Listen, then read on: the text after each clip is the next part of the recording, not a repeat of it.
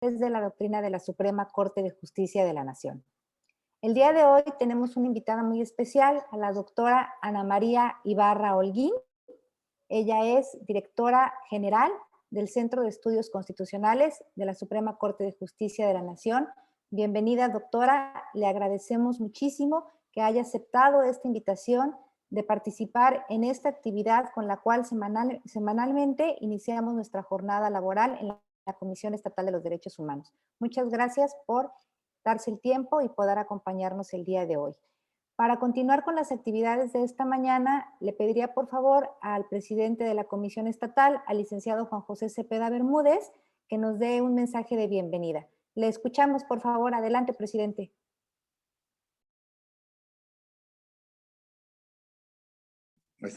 Muchas gracias, Elenita. Muy buenos días a todas y a todos. Quiero, en primer lugar, agradecer a la doctora Ana María Ibarra Holguín su disposición para estar con nosotros. Ya le comentó Elenita que todas las semanas iniciamos nuestro trabajo, nuestra tarea, con una plática relacionada a los derechos humanos. En esta ocasión, pues nos toca regresar de 3 o 4 días inhábiles, porque ustedes saben, para la comisión no hay días inhábiles, tenemos que estar disponibles siempre, y ahora con la pandemia pues tampoco se recomienda que sean fechas como para tomar vacaciones o reunirse en grupos numerosos. No, para nada, para nada. Venimos de 3 o 4 días seminhábiles e iniciamos con un tema muy interesante. Yo le agradezco muchísimo a la doctora Ana María que nos haga favor de tocar este tema del interés superior de la niñez, porque no solo se trata del mes de abril, que es cuando más debemos visibilizarlo, sino que se trata de un tema que debemos tener presente todos los días y en todas nuestras tareas, en todo nuestro trabajo. Como país hemos hecho esfuerzos importantes, sin embargo, fíjense cómo a veces nos tardamos en reaccionar. La convención es de 1989 y nuestra ley general es hasta 2014, 25 años después de que ya en una convención internacional se había visibilizado la necesidad de poner por delante en todas nuestras tareas el interés superior de la niñez. Entonces, la invitación es a que no nos tardemos más en hacerlo nuestro. Este interés superior de la niñez tiene que ver con los intereses de las menores y los menores de edad, en lo particular y como colectivos. Debemos atenderlos por el mismo interés de la patria, del país. Es la única forma de que entreguemos un mejor país, una mejor casa, un mejor hogar que el que recibimos, atendiendo el interés superior de la niñez. Vamos así a construir un mundo mejor para las futuras generaciones. Nos vamos a sentir orgullosos de lo que heredemos a las nuevas generaciones cuando estemos tranquilos de haber trabajado con ese enfoque. Yo quiero agradecer a quienes están conectados porque este interés superior de la niñez debería ser el interés superior de todos nuestros días, de todo nuestro trabajo. Y agradezco a la juez Jacqueline Juan que esté con nosotros, porque ella es una persona comprometida, es alguien que ha dado muestras no solo en su tarea de juzgadora para juzgar con perspectiva de derechos humanos y específicamente del interés superior de la niñez, sino que es como en el caso de la doctora Ana María Ibarra, ya nos va a leer ahorita Elenita su currículum, pero es una persona que se ha preparado, que se ha dedicado a estudiar estos temas y ahora con toda generosidad, pues están con nosotros. Yo le agradezco muchísimo, doctora Ana María, que nos comparta sus conocimientos, que nos comparta su experiencia, para que nosotros aprendamos, abrevemos de lo que usted nos comparta y podamos hacer mejor esta tarea. Le quiero pedir favor también al maestro Alfredo Ruanova, que es nuestro visitador general especializado en asuntos de niñas, niños y adolescentes, que si nos hiciera favor, yo aquí voy a estar todo el tiempo, pero quisiera yo pedirle favor a él que al final de la plática de la doctora Ana María, nos hiciera favor de hacer sus comentarios, que nos haga favor el maestro Ruanova, que es el titular de la visitaduría especializada en la materia, para que todos podamos aprender un poquito más en esta gran oportunidad que tenemos de contar con la doctora Ana María Ibarra Holguín. Muchísimas gracias, doctora. Sea usted bienvenida a la Comisión Estatal de Derechos Humanos de Chiapas, de esta manera virtual en esta ocasión, porque así nos obliga la pandemia mundial que estamos viviendo, pero sepa usted que es su casa y que la esperamos personalmente en la primera oportunidad, ¿sí? Para contar con usted en esta comisión estatal. Muchísimas gracias a todas y todos, que tengan una buena semana y le dejo los micrófonos a Elenita, que nos haga favor de presentar a la doctora Ana María. Muchas gracias. Gracias, presidente. Y para continuar con nuestras actividades, me voy a permitir compartir con todas y todos ustedes parte de la trayectoria de nuestra invitada del día de hoy. Ana María Ibarra Holguín es doctora y maestra en Derecho por la Universidad de Virginia, en los Estados Unidos. Es licenciada en Derecho por el Centro de Investigación y Docencia Económicas, CIDE. Fue secretaria de Estudio y Cuenta en la ponencia del ministro Arturo Saldívar por más de 8 años. Como proyectista, contribuyó a formular diversas líneas jurisprudenciales sobre interés superior del menor, bullying entre menores de edad, evolución de la autonomía de las niñas y niños, el derecho a la identidad, derecho de daños, responsabilidad patrimonial del Estado y el derecho al libre desarrollo de la personalidad. Fue asistente de investigación en el CIDE y en el Instituto de Investigaciones Jurídicas de la Universidad Nacional Autónoma de México. Fue profesora asistente en la materia de Derecho Constitucional en la Escuela Libre de Derecho y profesora de la Cátedra de Derecho Familiar en la Universidad Iberoamericana de la Ciudad de México. Actualmente es la directora general del Centro de Estudios Constitucionales de la Suprema Corte de Justicia de la Nación. Muchísimas gracias, doctora, por estar el día de hoy con la Comisión Estatal de Derechos Humanos y le cedo el uso de la voz. Muchas gracias y muy buenos días a todos y todas. Agradezco ampliamente pues, a la Comisión Estatal de Derechos Humanos del Estado de Chiapas, a su presidente y a Elena Jiménez, quien pues me contactó y además ha sido muy ágil la comunicación, muy bien organizado todo. Eso también la verdad que se agradece muchísimo. Y pues también celebro que tengan estas reuniones semanales. Si bien la pandemia nos ha traído muchas complejidades, creo que también nos ha abierto algunas oportunidades como esta, ¿no? Que podamos estar en comunicación, aunque sea a través de este medio, pero eso pues también hace más ágiles las cosas. Eso también lo estamos viendo nosotros en el Centro de Estudios Constitucionales, donde pues hemos pasado todas nuestras actividades a una modalidad virtual. Pero esto también ha permitido que podamos llegar a todo el país, ¿no? Entonces, también aprovecho para hacer el comercial de invitarlos pues, a seguir todas las actividades del Centro de Estudios Constitucionales de la Suprema Corte. Tenemos varias líneas de investigación. Una es en la constitucionalización del derecho a familia, derecho de daños, el uso de evidencia científica, el derecho a la igualdad y no discriminación. Por ahí se me escapa alguna otra.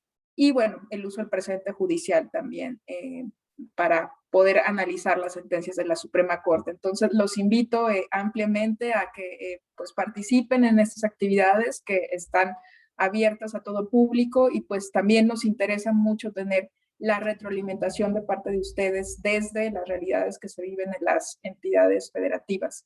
Yo le tengo un cariño muy especial a Chiapas, soy de Coahuila, pero pues por distintos motivos me ha tocado trabajar en comunidades indígenas allá en Chiapas hace ya algunos años, y de verdad le tengo un cariño muy especial a su estado. Muchas gracias por estar hoy aquí, por escucharme estos. Voy a tratar de ser muy breve para a ver si podemos dar un espacio a las preguntas. Bueno, voy a compartir mi pantalla para presentarles una presentación PowerPoint.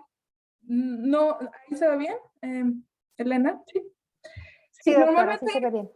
Perfecto. No me gustan mucho las presentaciones en las diapositivas y prefiero como hablar más simplemente, pero bueno, con esto del Zoom y para que no se queden dormidos, he sentido que funcionan las diapositivas. Ya veremos si estoy en lo correcto. Bueno, pues la plática del día de hoy, como ya lo anunció Elena, trata sobre el interés superior de la infancia, y específicamente me voy a referir al interés superior de la infancia en la doctrina o en el desarrollo jurisprudencial de la Suprema Corte, ¿no? Es un tema muy amplio, pero quiero nada más hacer notar como algunos avances y desafíos que hay en las sentencias de la Suprema Corte. Y me voy a referir también, o me voy a limitar al área familiar, ¿no? Que es donde yo tuve la oportunidad de trabajar durante 8 años en la Suprema Corte, porque sin duda, pues este principio tiene un impacto en otras áreas del derecho, como son, sin duda, en derecho penal. Pero voy a limitarme a este aspecto del área familiar, ¿no? Y bueno, en primer lugar, el interés superior del niño nos impone o nos impuso ya a 10 años un reto muy, muy importante, ¿no? Que es romper con los cánones del pasado. Anteriormente, o bueno, todavía estamos lidiando con algunos de estos cánones en la realidad. Se creía pues que la familia pertenecía solo al ámbito privado, ¿no? Y que todo lo que pasaba en la familia pues no le incumbía más que a los padres de familia, a los adultos de esa familia. Y el Estado ni las autoridades tenían nada que hacer ni nada que decir ahí, ¿no? Era un espacio reservado, privado de toda injerencia estatal. También dentro de este seno familiar, pues hay y existen todavía pues roles asignados, ¿no? Roles de lo que tiene que hacer el hombre y lo que tiene que hacer la mujer, y también lo que tiene que hacer o el papel que tienen los niños, niñas y adolescentes. Entonces, digamos que existe todavía pues una idea de que pues a la mujer le corresponde el cuidado del hogar, el cuidado de los hijos, que es más apta para esto, y que al hombre por otro lado pues es el proveedor, es quien tiene que salir al mundo laboral y también tiene una exigencia, ¿no?, de contribuir económicamente hacia la familia. Y por otro lado, esta visión tutelar de los niños, ¿no? Una visión de que los niños son más una cosa, un objeto, que simplemente merece protección por parte del Estado y por parte pues, de los miembros del grupo familiar, pero no se le daba o no se le da todavía un reconocimiento como persona, ¿no? Como una persona tutelar de derechos humanos, que tiene voz y voto en las decisiones que le conciernen a su esfera de derechos. Entonces, el cambiar este rol, ¿no?, de que los niños son simplemente algo que tenemos que proteger, sobre los que los adultos tenemos que decidir, pues es también un canon que pertenece al pasado, que permea actualmente, pero es lo que a través, al menos, de las sentencias de la Suprema Corte, se ha tratado pues de romper, ¿no?, este esquema o esta visión. Otro de los ejes que ha estado muy también presente, que permea nuestras realidades, nuestras prácticas familiares, pues es la idea de que los padres o que los niños van a estar siempre mejor con sus padres biológicos, ¿no? En oposición a los padres no biológicos o quienes pueden ser los padres sociales, que por alguna razón se han ostentado como los cuidadores, como los responsables de estos niños, niñas y adolescentes, y o quienes han adoptado a estos niños, ¿no? Entonces también hay un rompimiento de esta idea de que mejores padres o que los padres son los que comparten, ¿no? Estos lazos sanguíneos. Y bueno, pues ejemplos, podemos pensar en muchos y tristemente lo que decía, pues no son ejemplos del siglo pasado o antepasado, sino que podemos pensar en ejemplos pues actuales, ¿no? De ahora mismo lo que está ocurriendo en nuestras sociedades. Algo que nosotros veíamos también muy recurrentemente en los casos que llegaban a la Suprema Corte, que llegan a la Suprema Corte, pues son que, por un lado, está toda esta idea desde la Corte de modificar estos prejuicios o roles asignados, pero por otro lado, todos estos esquemas siguen estando vigentes en los códigos de familia o en los códigos civiles de las entidades federativas. No me dejarán mentir y pues si quieren ahí luego platicamos de ejemplos sobre, por ejemplo, que a la mujer es a quien le corresponde la guardia y custodia de los hijos, cuando estos son pequeños, ¿no? Porque es la que es más apta para cuidarlos.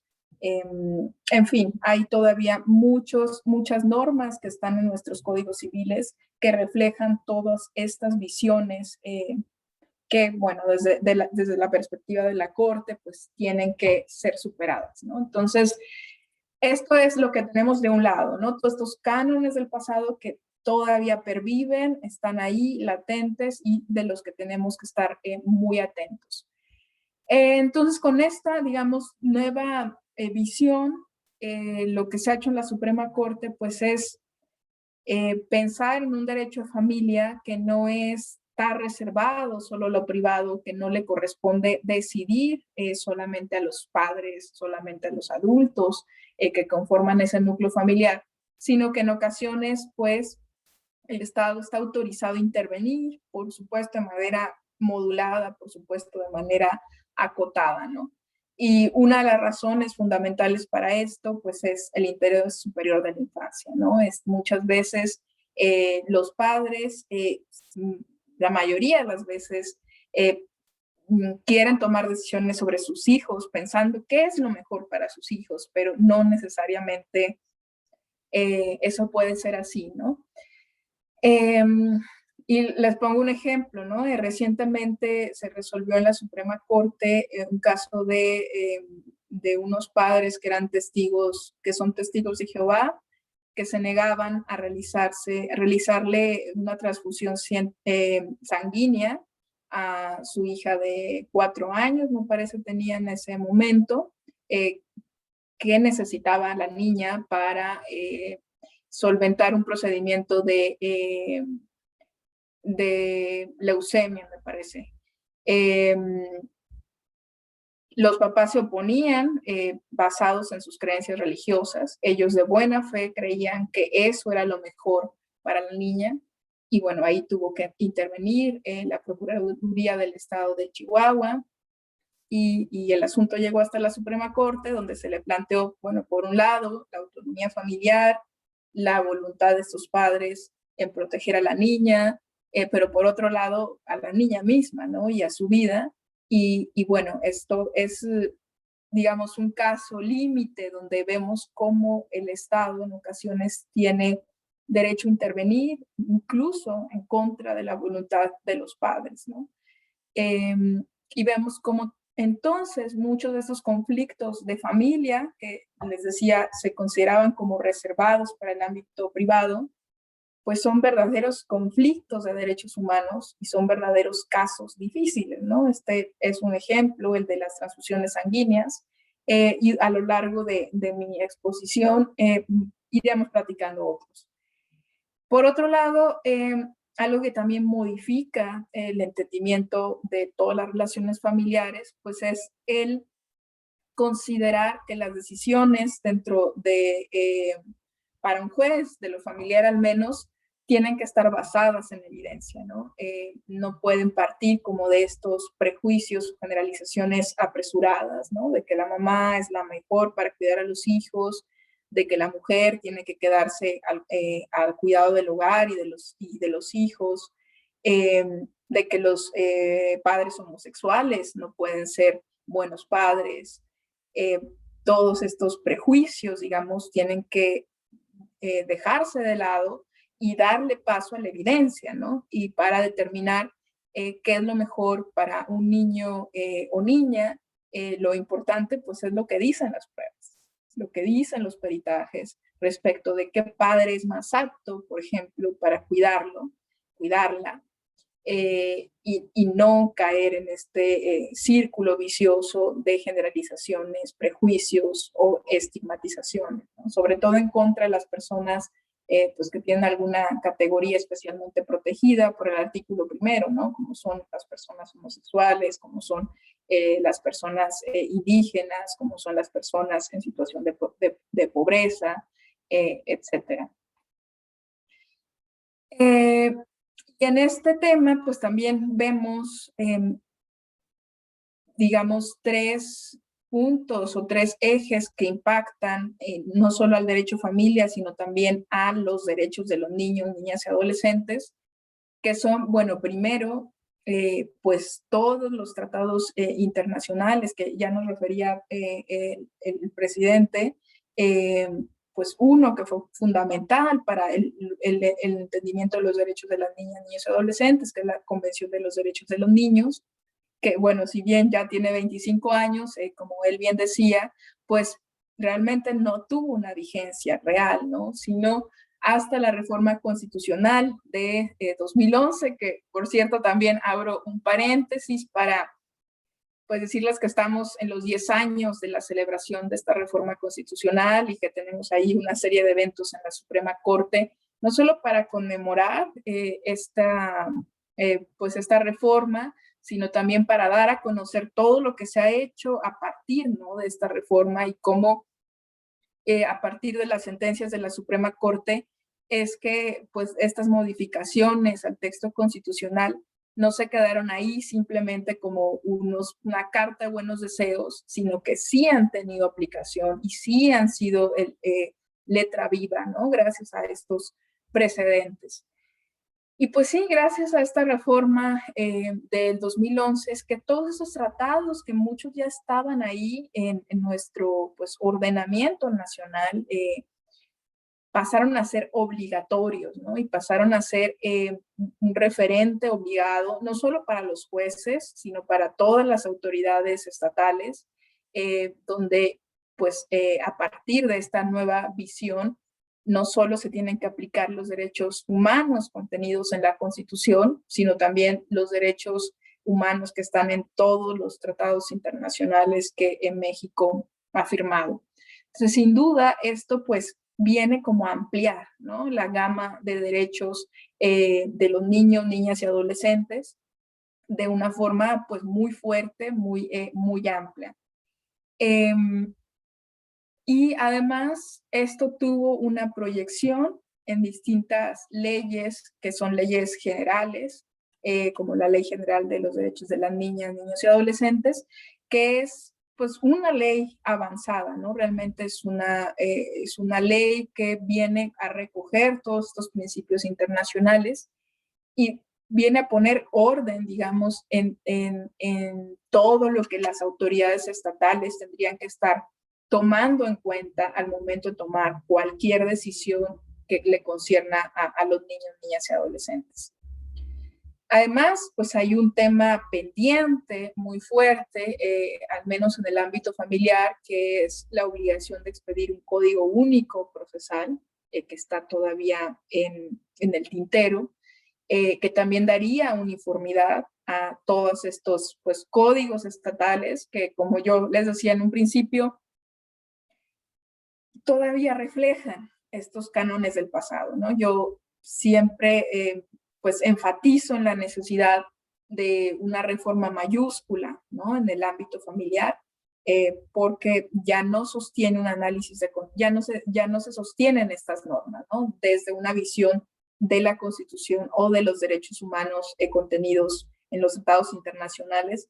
Muchas de estas normas que están en los códigos estatales, pues, son inconstitucionales, ¿no? Al menos desde la visión de la Suprema Corte. Y bueno, esto otro, ¿no? Que yo ya les mencionaba, ¿no? Que también es la idea de que las decisiones se tienen que tomar con base en evidencia respecto de quiénes son los mejores padres y no con base en preconcepciones, estereotipos o generalizaciones.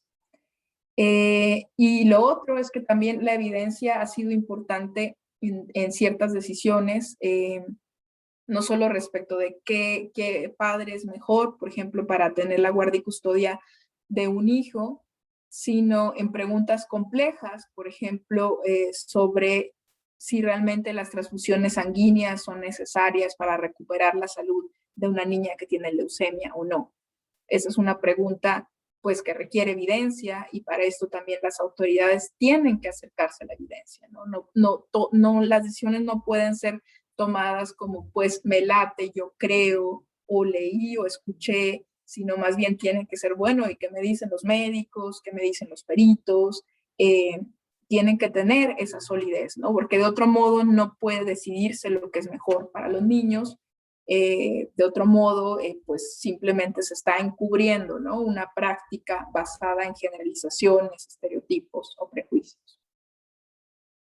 Y bueno, digamos, frente entonces a estos, por un lado, cánones del pasado y por otro lado, desafíos que los derechos humanos de corte internacional le ponen a entender cuáles son los derechos de los niños, niñas y adolescentes, creo que podemos ver en 4 partes los derechos de los niños, niñas y adolescentes desde la doctrina de la Suprema Corte, ¿no?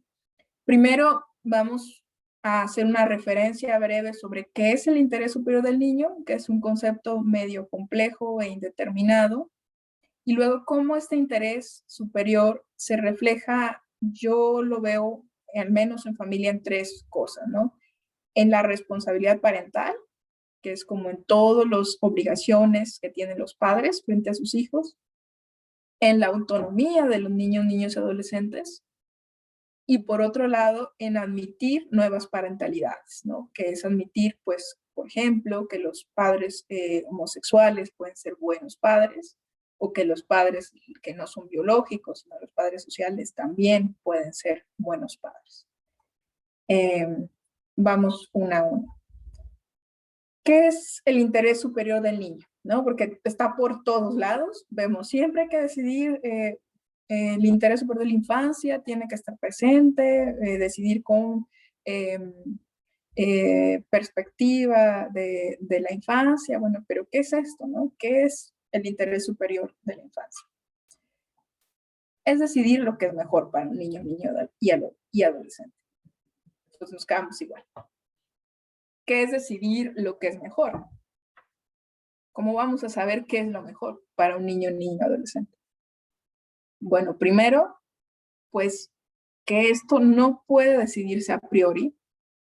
No pueden existir reglas que digan a priori qué es lo mejor para este niño. Por ejemplo, vuelvo a lo mismo. No puede existir una regla que diga es mejor para un niño pequeño quedarse con su mamá. Bueno, probablemente, pero no necesariamente en todos los casos.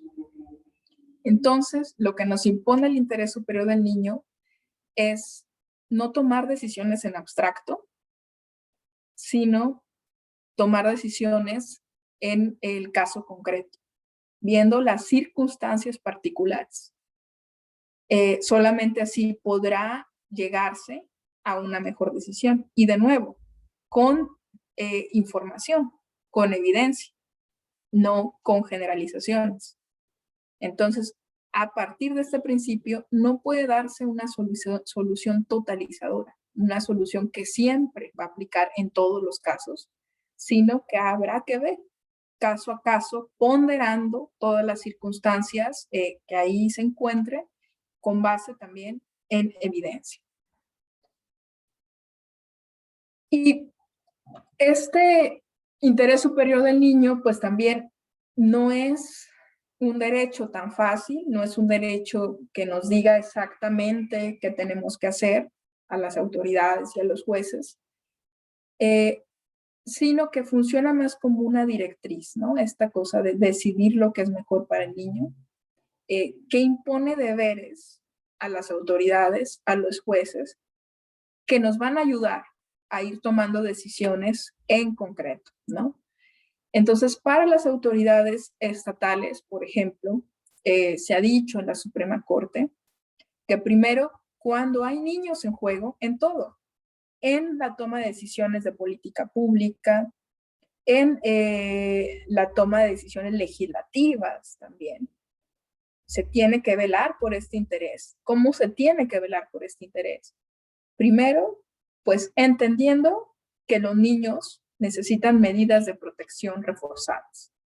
Cuando estamos en una circunstancia donde están involucrados los niños, no se pueden tomar decisiones como si se tratara de un adulto, ¿no? Las medidas de protección no pueden ser las mismas. Estamos hablando de seres que están en crecimiento, que están desarrollándose y que necesitan pues de un cúmulo de apoyos por parte de las autoridades para velar precisamente para que puedan desarrollarse ampliamente.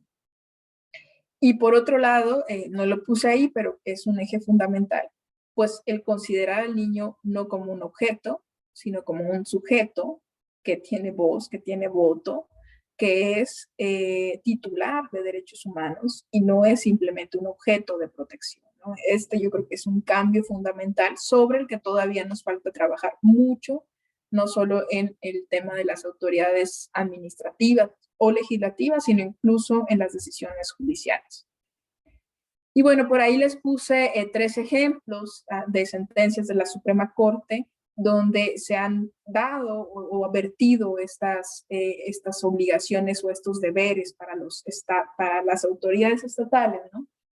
Por ejemplo, el caso de la guardería ABC, que pues yo creo que todos recordamos una tragedia lamentable, donde murieron 49 niños quemados, ¿no? Y ahí, bueno, el ministro presidente Arturo Saldívar hace una propuesta de responsabilidad para las autoridades involucradas, pero también ahí por primera vez se empieza a hablar del interés superior de la infancia, al menos en una sentencia judicial.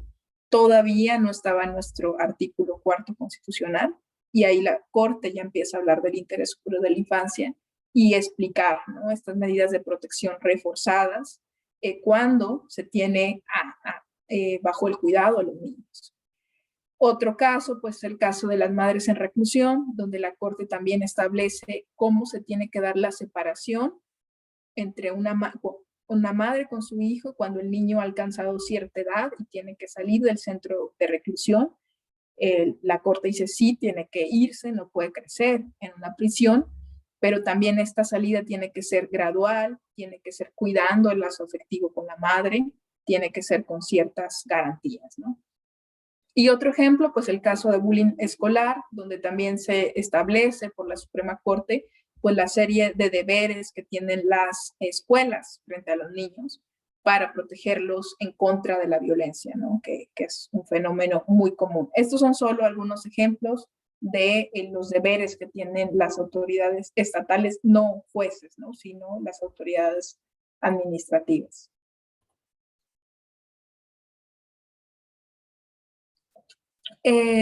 Por otro lado, ¿cuáles deberes recaen entonces para los jueces? Aquí, en lugar de deberes para las autoridades, debería decir para los jueces, que son deberes más bien procesales o deberes que se tienen que cuidar al interior, ¿no?, de un proceso de familia. Y bueno, voy a explicar muy rápido esto.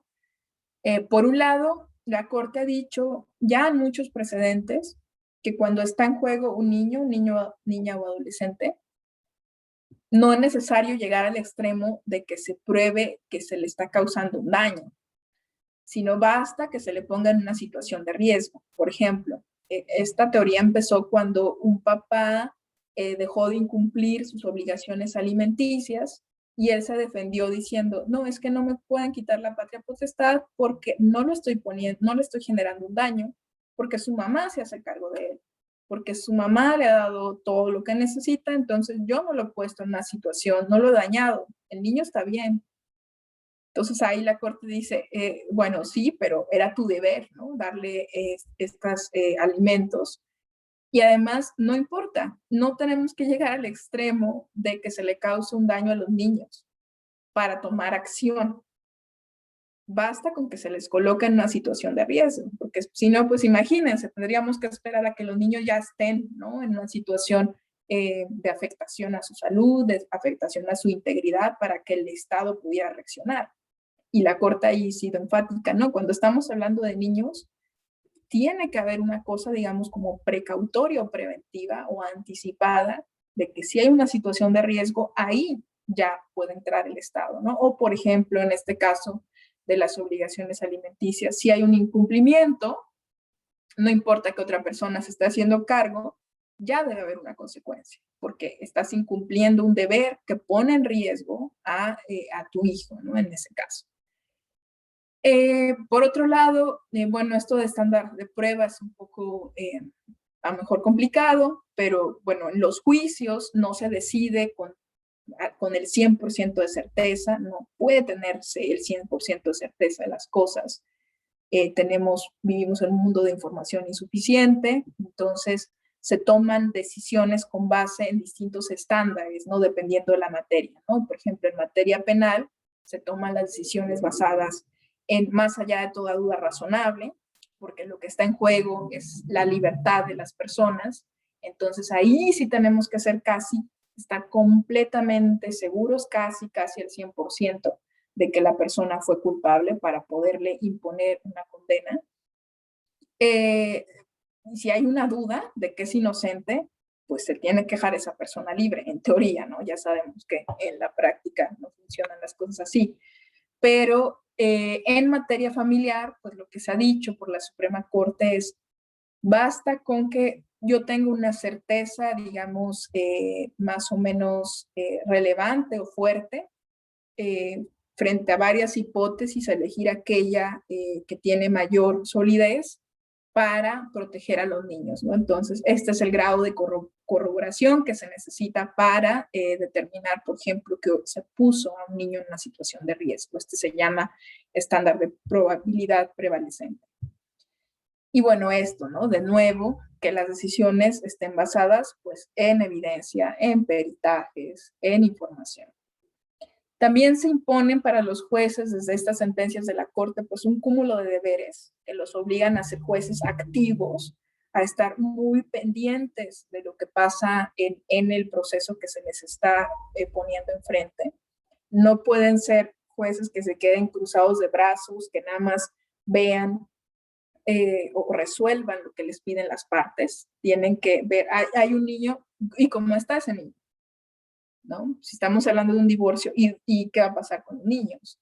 Si estamos hablando de cualquier situación, violencia intrafamiliar, bueno, ¿y ahí dónde están los niños? El juez tiene que ser proactivo para, primero, también allegarse, por ejemplo, de oficio, de pruebas, si las que tiene ahí no son suficientes, tiene la facultad, no solo la facultad, sino la obligación de recabar más pruebas que le lleguen a la certeza, que le ayuden al menos a saber cómo está ese niño adolescente involucrado en el proceso, a suplir la deficiencia de la queja, no puede quedarse con formalismos de lo que se le planteó, de las pruebas que se le dieron.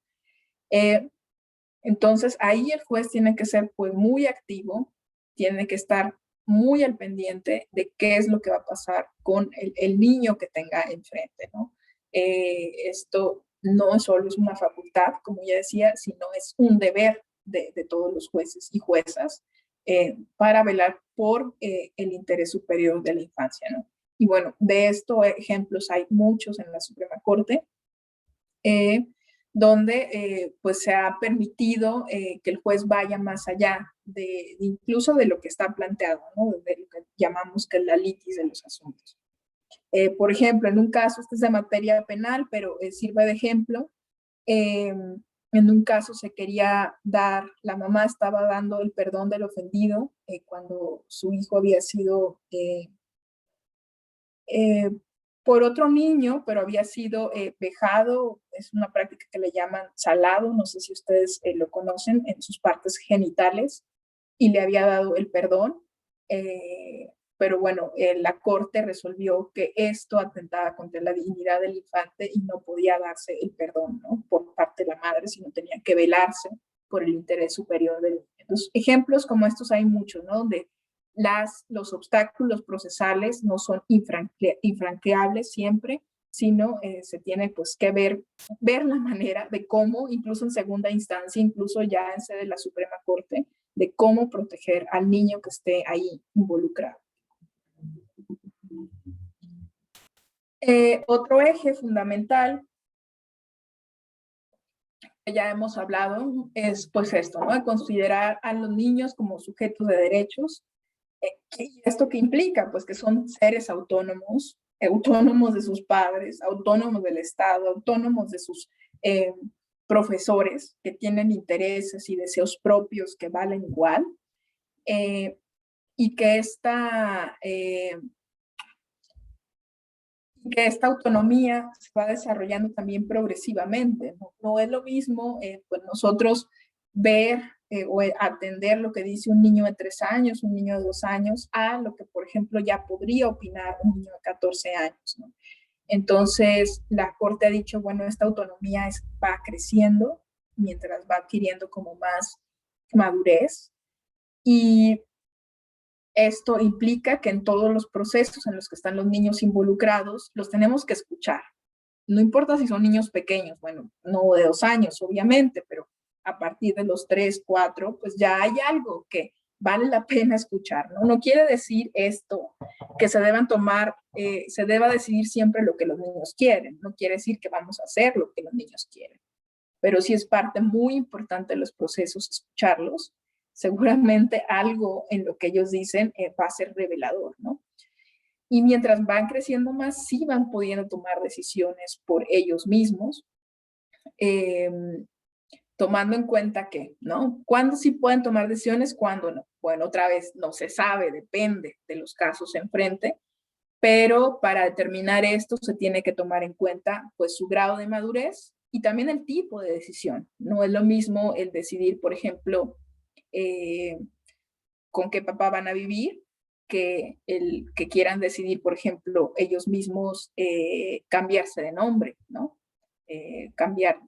A realizar una modificación de sexo, ¿no? Incluso, o realizarse o no, por ejemplo, una transfusión sanguínea. Entonces, hay que ver su grado de madurez y también que la decisión que estén tomando no comprometa su autonomía futura.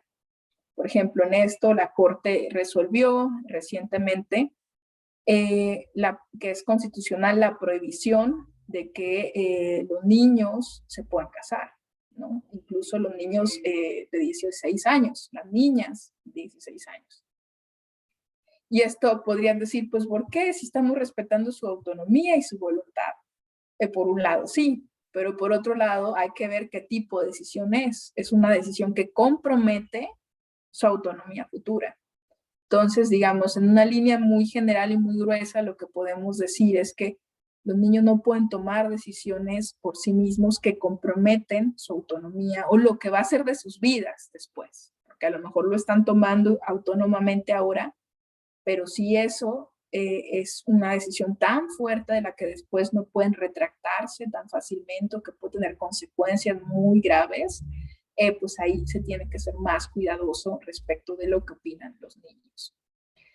Por otro lado, la Corte ha establecido, pues, además de que hay que escucharlos, de qué forma, ¿no? Pueden intervenir, que siempre en las entrevistas que se les hacen a los niños, niñas o adolescentes, se tiene que ser muy cuidadoso de no revictimizarlos, de darles un ambiente pues en los que ellos se sientan seguros, de que estén acompañados, una serie de cuidados, ¿no? Que son no simples, que habría que revisar con más cuidado, no simplemente es, pueden ellos decir lo que quieran, sí, ¿dónde los vas a entrevistar? ¿En frente de quién? ¿Con qué técnica?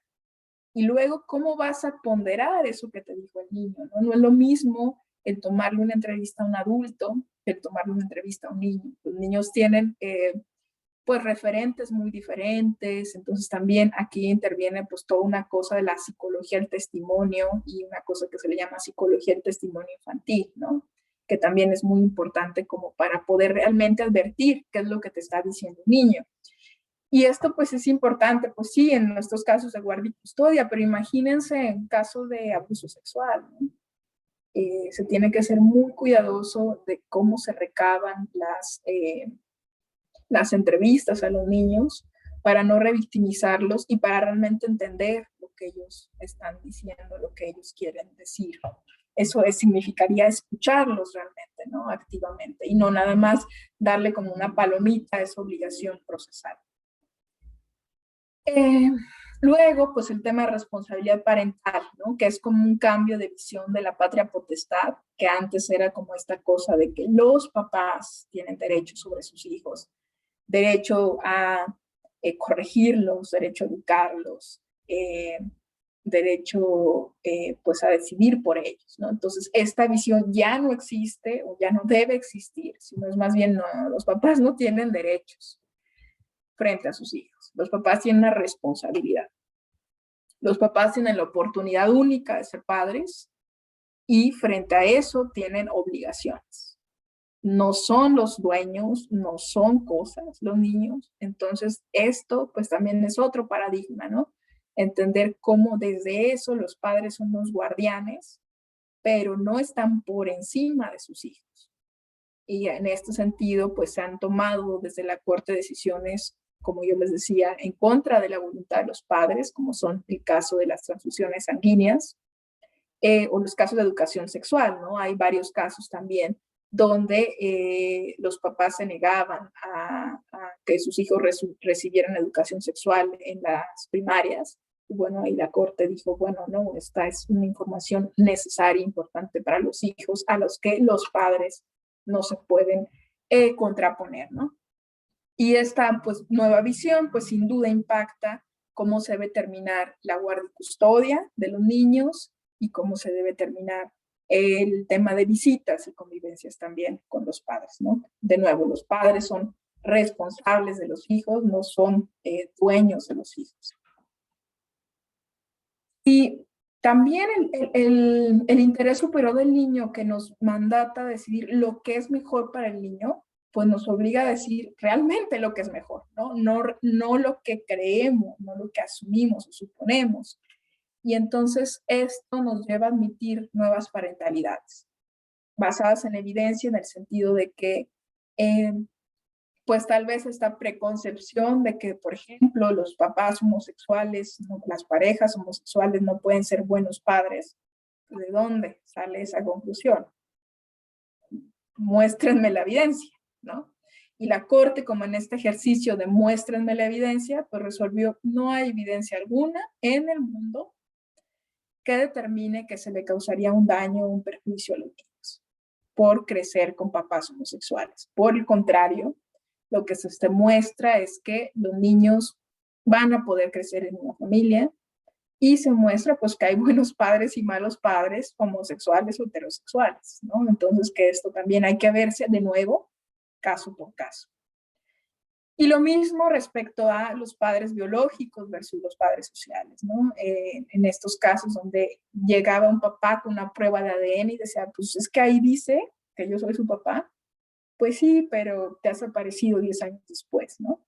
Y 10 años antes, otra persona fungió como padre, tuvo este rol, le dio este afecto. Entonces ya hay una realidad social que se contrapone a esta realidad biológica y en consecuencia hay que ver qué es lo mejor para el niño. No a priori, tampoco vamos a decir siempre es mejor darle prevalencia a la realidad social. Hay que ver todo el cúmulo de circunstancias, de nuevo, por ejemplo, por si el papá biológico sabía o no de la existencia de su hijo, si lo abandonó, si puede calificar realmente eso como un abandono o no, en cómo está el niño en su núcleo social actual.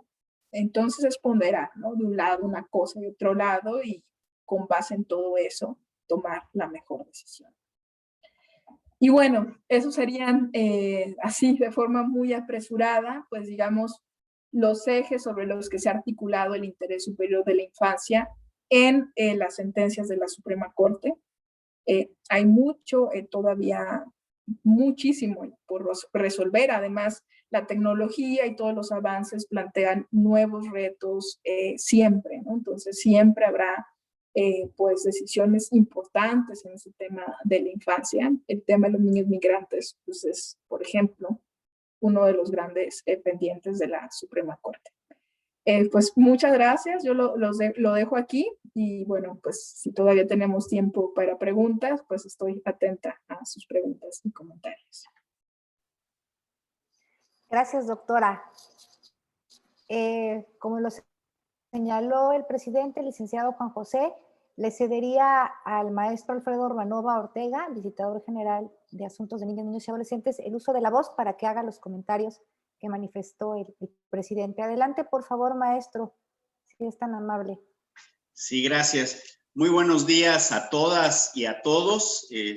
Un gusto escuchar a la doctora Ana María Ibarra con esta importante exposición, en donde pues nos hace un recorrido básicamente del tema del interés superior de la niñez, en donde desde la óptica jurisdiccional, ¿verdad?, nos hace un recuento de los elementos que la propia Corte en los últimos años se ha pronunciado y que son criterios ya ahora jurisprudenciales que sientan el precedente y que a instituciones como la nuestra, ¿no?, en donde nos abocamos a la defensa no jurisdiccional de los derechos humanos, tenemos casos en los que tenemos que intervenir.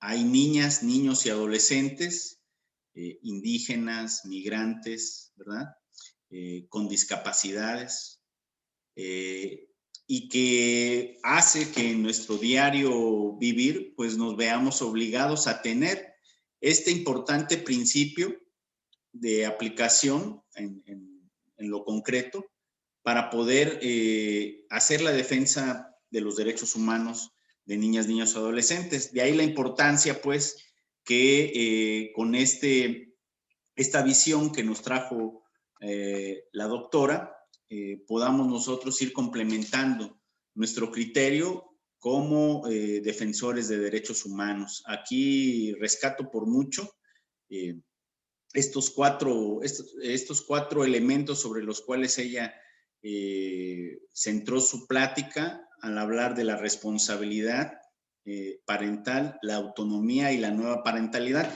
en donde invariablemente no estamos acostumbrados, coincido con ella, no hay una cultura, digamos, que vea o visualice este interés superior de la niñez, o que visualice que las niñas, niños y adolescentes tienen derechos, ¿no? Venimos trabajando ahí en los últimos años con las capacitaciones, con los cursos, con la promoción de los derechos de las niñas, niños y adolescentes, precisamente para que sean ellos mismos los que, conociendo sus derechos, puedan en algún momento dado, ¿verdad?, acudir a las instituciones, a las instancias como esta, en la defensa de los mismos, ¿no? Veo que hay en el interés superior de la niñez una importante labor todavía por realizar, ¿no? Estamos apenas a casi 7 años de que la nueva ley o que la ley de niñas, niños y adolescentes se aprobara, y pues en ese sentido, digamos, todas las instituciones responsables de la promoción y difusión de los derechos humanos tenemos una gran responsabilidad de llevar a los diferentes espacios, entre otros, precisamente el que nos ocupa, ¿no? Felicito por mucho a la doctora Ana María Ibarra, que nos dio un panorama concreto de este tema complejo, como bien lo decía, pero que a veces en la práctica diaria, en lo que nos corresponde, debemos de pronunciarnos y de tomar criterios basados precisamente muchas veces en lo que la propia Corte establece, ¿no? Son de bastante utilidad y pues estaremos atentos a todos los pronunciamientos que en su momento haga la Corte. Eso es lo que podría decir.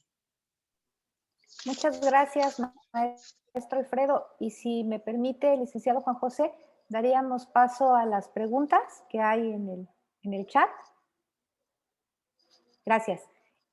Nos pregunta nuestro compañero Iván de Jesús, doctora, ¿cuál es la diferencia entre niñez e infancia? ¿Ambos términos se aplican como sinónimos o existe una diferencia sustancial en su aplicación? La escuchamos. Pues yo los entiendo como sinónimos. No sé si por ahí habrá alguna distinción sofisticada, pero yo los veo como sinónimos. De lo que ya no se habla más es de menores de edad, ¿no? Menores de edad ya se entiende como pues algo como disminuido del uso correcto, pues es niños, niñas y adolescentes, pero infancia o niñez creo que también. Muchas gracias, doctora. Invitamos si alguien más tiene alguna otra duda o pregunta, está abierto el espacio y aprovechemos la disposición de la doctora en atenderlas.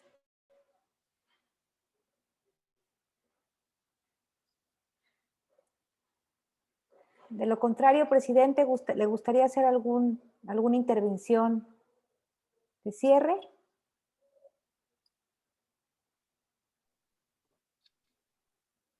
Muchas gracias, Elenita, te agradezco mucho.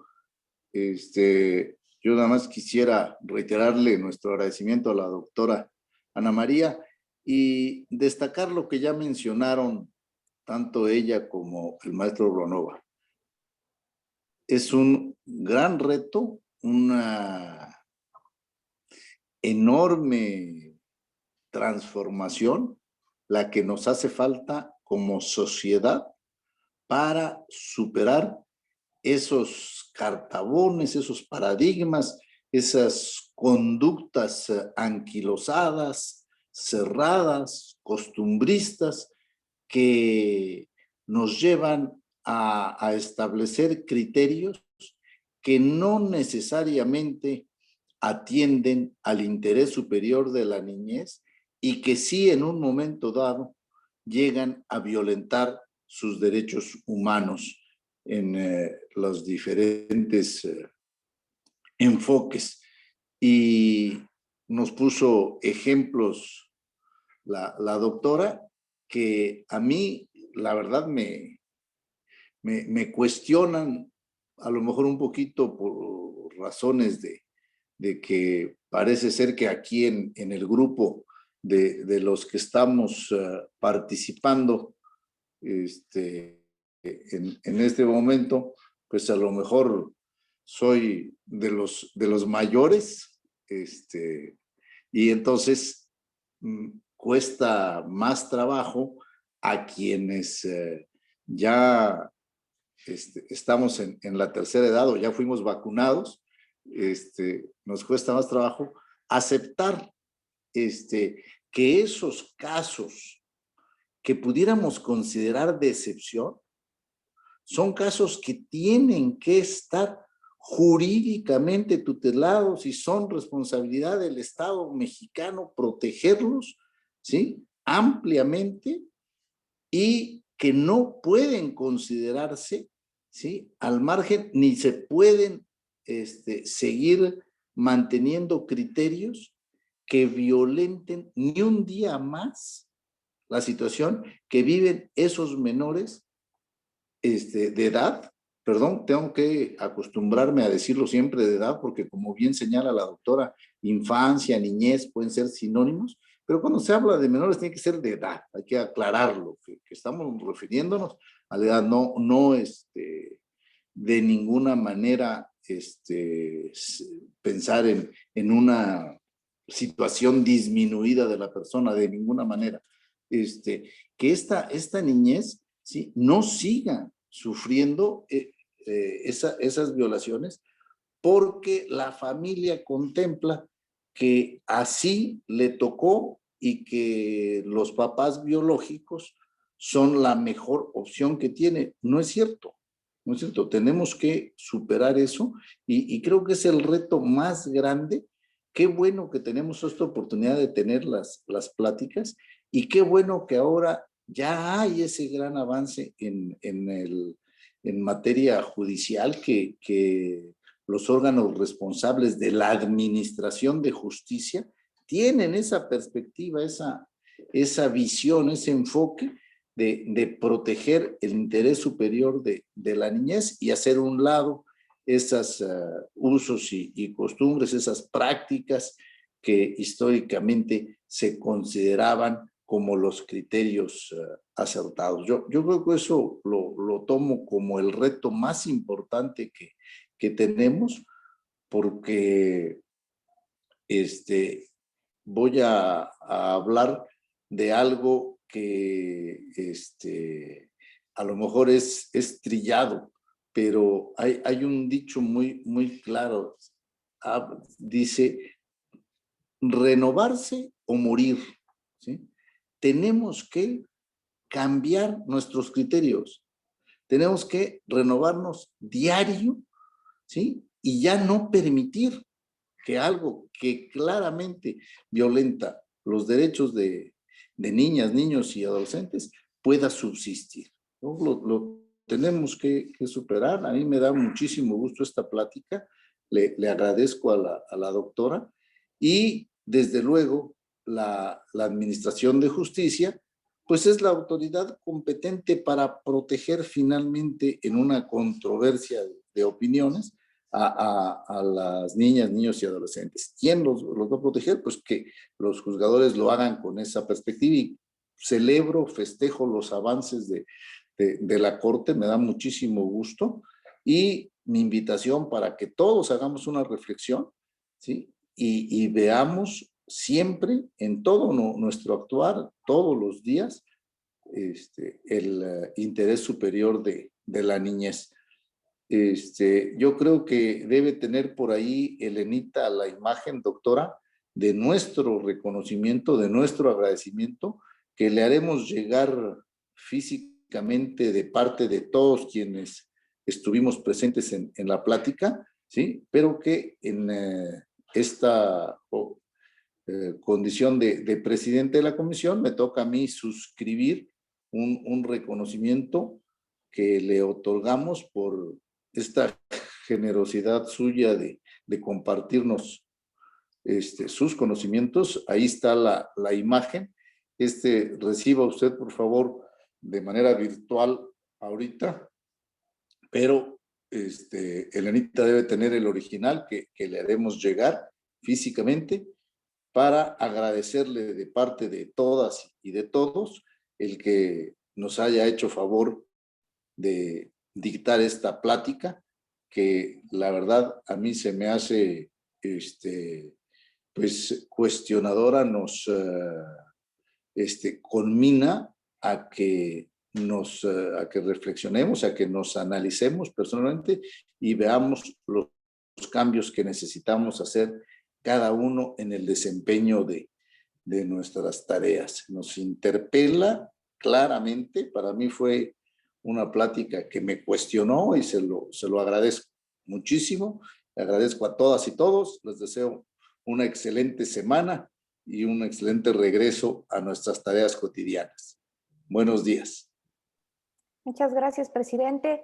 Y les pediría, por favor, a todas y a todos, a quienes les sea posible, encender sus cámaras para tomarnos una foto a la distancia con nuestra invitada del día de hoy, con la doctora Ana María Ibarra, a quien le externamos nuevamente nuestra gratitud por haber aceptado acompañarnos el día de hoy, y que sea la primera de muchas ocasiones en la que nos pueda estar acompañando y compartiendo su experiencia con quienes laboramos en la Comisión Estatal de Derechos Humanos y a quienes también invitamos a estas pláticas de los lunes. Entonces, si estamos todas y todos Muchas listos, gracias a ustedes por la invitación, de verdad. Gracias. A la 1, a las 2, a las 3.